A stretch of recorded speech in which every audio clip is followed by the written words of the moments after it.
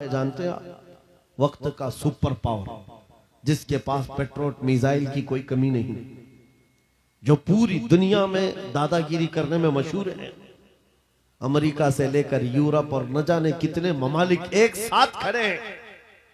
क्या कभी आप ये नहीं सोचते, हमारी आंखें तो बहती हैं, दर्द तो होता है, तकलीफ तो होती है, लेकिन प्राउड फील भी होता है कि इतने सारे कुत्ते अगर भौंक रहे हैं तो एक छोटे से इलाके के लिए महीने भर 40 दिन से जंग करके तबाह कर डाला, बम बारूद से पूरे शहर को राख कर डाला। लेकिन मेरे अजीजों, मेरी इस गुफ्तगू को याद रखना, चंद दिन आएंगे फिर देखना आप उन्हीं गज्जा के बच्चों के हाथों में परचम इस्लाम लहराता हुआ देखेंगे, और उन जालिमों के आंखों से आंखें मिलाकर बात करने वाले जवानों को पूरी दुनिया आलोचना कर रही है, तनकीद कर रही है, ये बच्चों के कातिल हैं। एक नुक्ते की बात अर्ज कर रहा हूं, हॉस्पिटल पर बम गिरा देते हैं। आपको पता है फिलिस्तीन में अभी तकरीबन 8000 बच्चे मारे गए, जिनकी उम्र 6 महीने, साल भर, 2 साल, 4 साल, 5 साल। बच्चों को कोई भी निजाम से ताल्लुक रखने वाला हो रहम की नजर से देखता, किसी भी धर्म वाला हो, लेकिन ये जालिम क्यों बच्चों को मार रहे हैं पता है? वजह सिर्फ ये है, वो खौफ सता रहा है जो इकबाल ने 100 साल पहले कहा था, सुना है कुदसियों से मैंने कि वो शेर फिर होशियार होगा। इकबाल ने कहा था, सुना है कुदसियों से मैंने कि वो शेर फिर होशियार होगा। कौन सा शेर? निकल करके सहरा से जिसने उलट दिया था तख्ते रोमा। क्या बात है, वाह वाह वाह। वो शेर फिर होशियार होगा।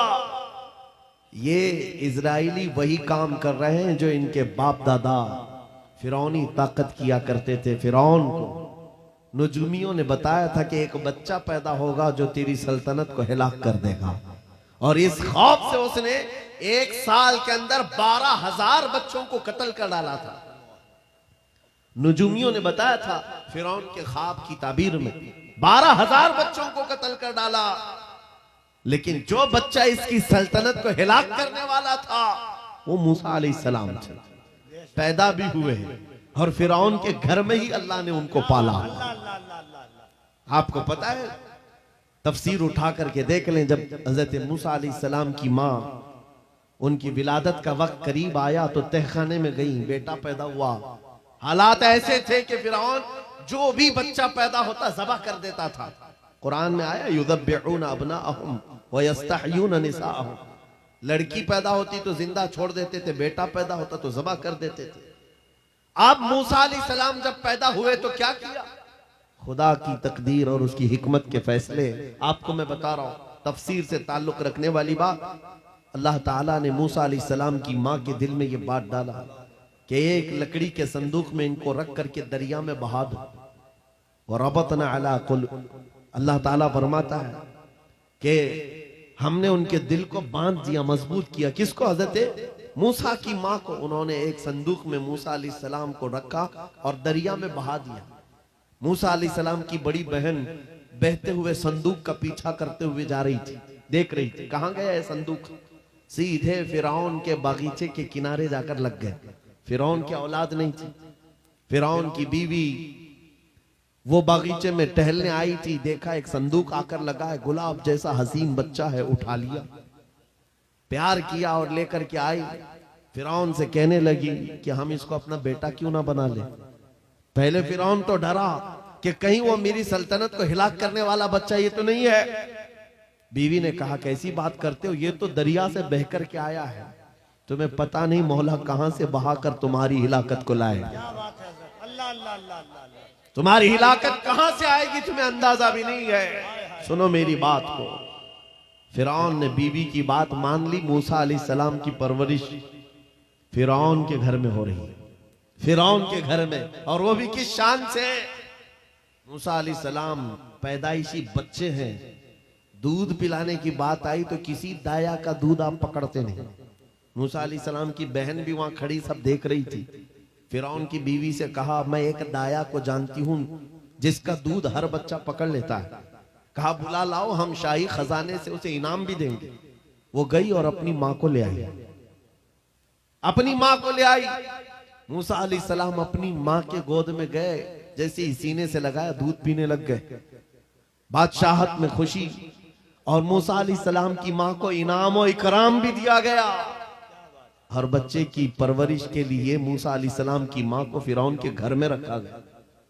तुम्हें पता है रब तबारक व तआला की हिकमत के फैसले, वमकरू वमकरल्लाह वल्लाहु खैरुल माकिरीन।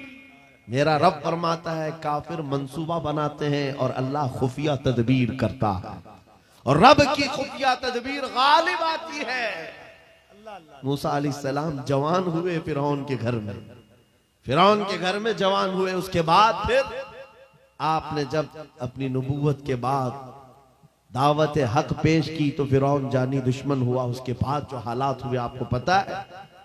फिरौन मूसा अलैहिस्सलाम को मारने के लिए पूरी फौज लेकर पीछे निकला। मूसा अलैहिस्सलाम समंदर में चल करके आगे गए, रास्ते आपके लिए खुल गए। फिरौन भी उसी रास्ते पर आया। अल्लाह फरमाता है कि हमने समंदरों को मिला दिया, गर्क कर दिया फिरौन को। एक छोटी सी तारीख में आपको बता रहा हूं, 12,000 बच्चों का कत्ल किया इस डर से कि मुझे हिलाक करने वाला बच्चा ना पैदा हो। लेकिन जो बच्चा तेरी सल्तनत को हिलाक करने वाला था वो तेरी नाक के नीचे परवरिश पा रहा था। आज इन जालिमों ने गद्दा के हजारों बच्चों को सिर्फ इसलिए मारा है कि ये बड़े होकर के मुजाहिद ना बन जाए, ये बड़े होकर के हमें आंख दिखाने वाले ना बन जाए। और बाज़ाब्ता स्टेटमेंट में ये कहते भी हैं इन बच्चों को कत्ल करने से हमें कोई खौफ नहीं, कोई आपत्ति नहीं है, कोई तकलीफ नहीं है, इसलिए कि बड़े होकर के ये हमें आंख दिखाने वाले बनेंगे। ये डर तुम्हारा बता रहा है। कई हजार बच्चों को भी तुम कत्ल कर लो, लेकिन तुम अल्लाह की उस हिकमत से गाफिल हो। जालिमो, वो अनकरीब पैदा होगा जिसको दुनिया सलाहुद्दीन कहती है, वो अनकरीब होगा। मेरे अजीजों, आज के नौजवानों से मैं ये कहता हूं, तुम्हारे दौर में भी ये डरा सहमा हुआ जो माहौल है लोग बनाने की कोशिश कर रहे हैं, अभी देखना और हालात खराब किए जाएंगे। हमारी हुकूमत आएगी तो मस्जिदों को तोड़ डालेंगे, मदरसों को तोड़ डालेंगे। इन जालिमों को लगता है तुम्हारे सारे बिल्डोजर में ही ताकत है। सिर्फ ताकत इसी का नाम है। राज मिल जाए, तख्त मिल जाए, उस वक्त कुछ लोगों के ऊपर जुल्म करना आसान है। जिस तरह चंगेज ने भी किया, हलाकू ने भी किया, बड़े बड़े जालिमों ने किया है, और उनका हशर भी तुम्हें मालूम होना चाहिए। इंशाअल्लाह वो वक्त आएगा जब खसो खाशाक की तरह तुम बहा दिए जाओगे, अखबारों में तुम्हारा नाम तक ना होगा। और अगर कुछ बाकी रहेगा तो क्या रहेगा? न घबराओ मुसलमानों, अभी खुदा की शान बाकी है, अभी इस्लाम जिंदा है, कुरान बाकी है। ये जालिम काफिर क्या समझते हैं जो रोज हमसे उलझते हैं? अरे अभी करबला का आखिरी मैदान बाकी है। नारे तकबीर, नारे रिसालत, मुहाफिज़े नामूसे रिसालत, मसलके आला हजरत।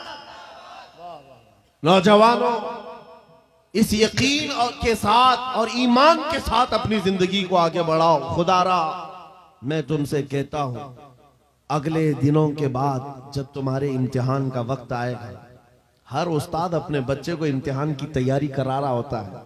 बेटा सवालात ऐसे आएंगे, टाइम इतना होगा, स्क्वाड भी होंगे, चेक करने वाले एग्जाम हॉल में बार बार आएंगे, तुम्हें देखेंगे। उस वक्त तुम खौफ से अपने हाथ में कपकपी नहीं पैदा करना, दिल को जमाना और अपना इम्तिहान मुकम्मल करना। यह हर उस्ताद अपने बच्चों को तरकीन करता रहता है। अज़ीज़ान गिरामी वक़ार, इस मिंबर नूर से मैं आपको इस बात की तलकीन करके जाता हूं, इम्तिहान की घड़ी अनकरीब आने वाली है आपके साथ भी। और जो इम्तिहान तुम्हारा होगा वो इस्तिकामत का इम्तिहान होगा, तुम्हारे ईमान पर जमे रहने का, तुम्हारे डटे रहने का इम्तिहान होगा।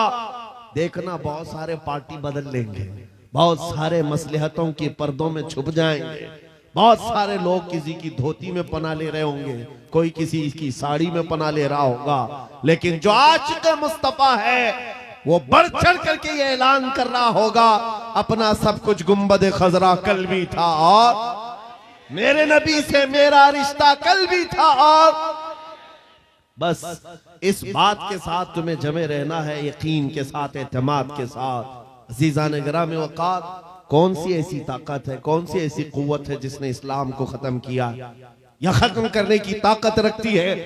अल्लाह करीम जल्ल शानुहु खुद कुरान पाक में फरमाता है, युरीदून लियुत्फिउ नूरल्लाहि बिअफ़वाहिहिम व यअबल्लाहु इल्ला अन युतिम्मा नूरह। अल्लाह फरमाता है ये जालिम अपने मुंह के फूंकों से इस्लाम के चिराग को बुझाना चाहते हैं और अल्लाह तबारक व तआला इस चिराग को मुकम्मल करके रहेगा। दीन इस्लाम, अभी आप सुन रहे थे, इस्लाम था, इस्लाम है, इसके साथ कुछ नहीं होना है, आपका इम्तिहान होना है। हमारे मरने के बाद अल्लाह ताला इस दीन की हिफाजत के लिए औरों को पैदा करेगा।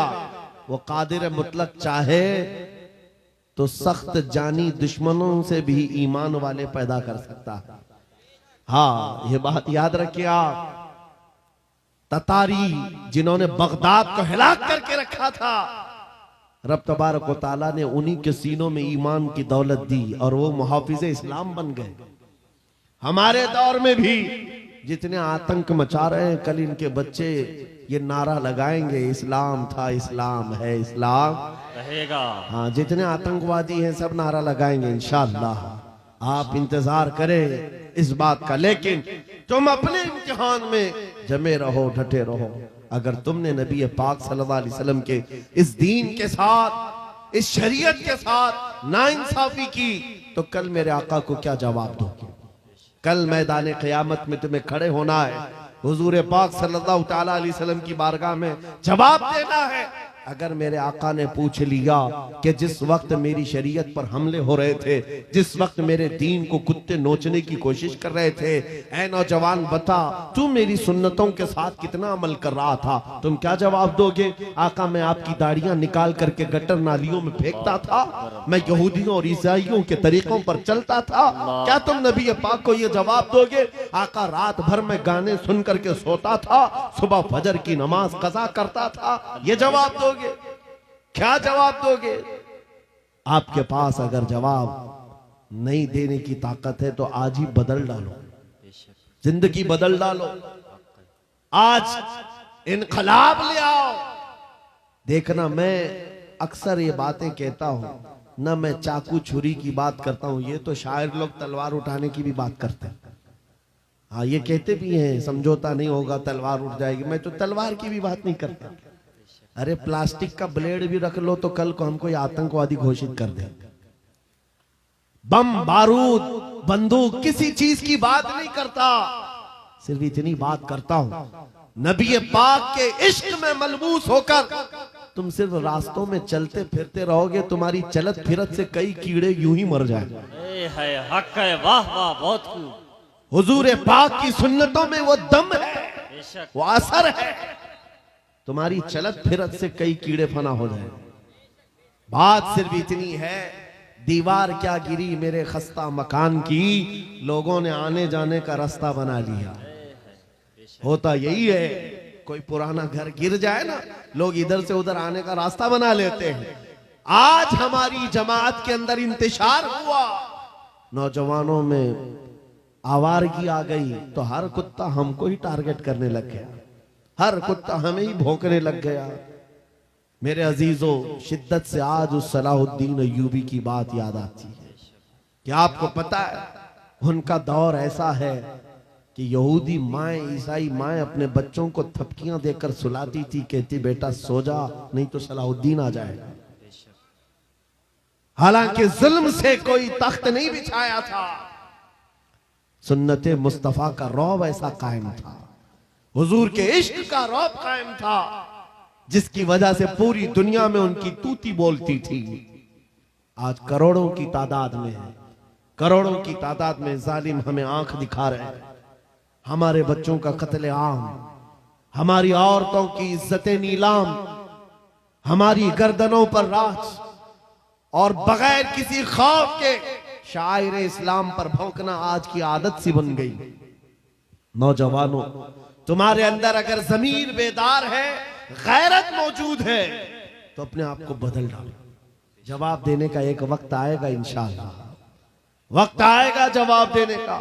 लेकिन पहले मैं आपसे सिर्फ इतनी इल्तिमास करता हूं कि अपने आप को बदल लो।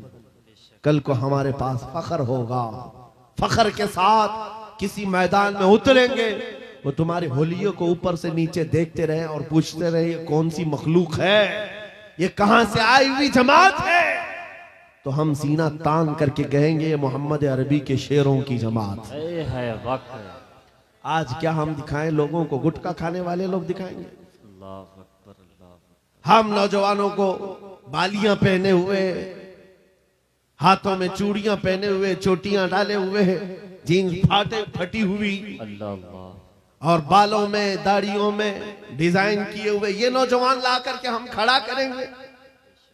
मेरे अजीजों, दुनिया के ऊपर अगर हैबत तारी होती है तो सिर्फ आशिकाने मुस्तफा से होती, हुजूर के गुलामों से होती है। आज से 3 साल पहले पैरों से माजूर एक खादिम हुसैन ललकारता था, है हक है। वाह व्हील वाह। चेयर पर बैठ करके ललकारता था। अरे सफेद दाढ़ी हो चुकी, उम्र काफी है, सफेद दाढ़ी, पैरों में माजूरी, लेकिन पूरी दुनिया में ऐसी हैबत तारी कि यूरोप की जमीन भी हिलती नजर आए।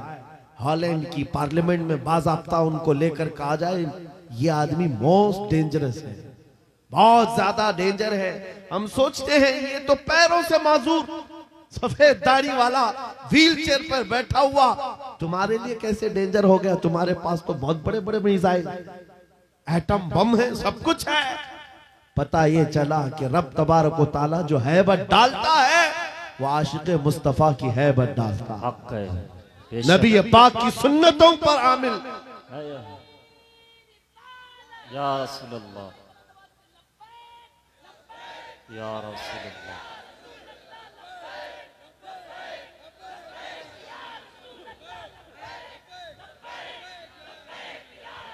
सही